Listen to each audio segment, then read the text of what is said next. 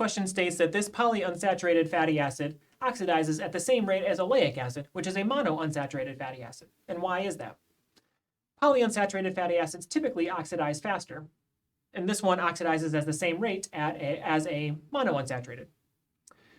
The reason a polyunsaturated fatty acid reacts faster is because of the structure. If we just focus on the alkene portion of the structure, it typically looks something like this when we have two alkenes in a fatty acid.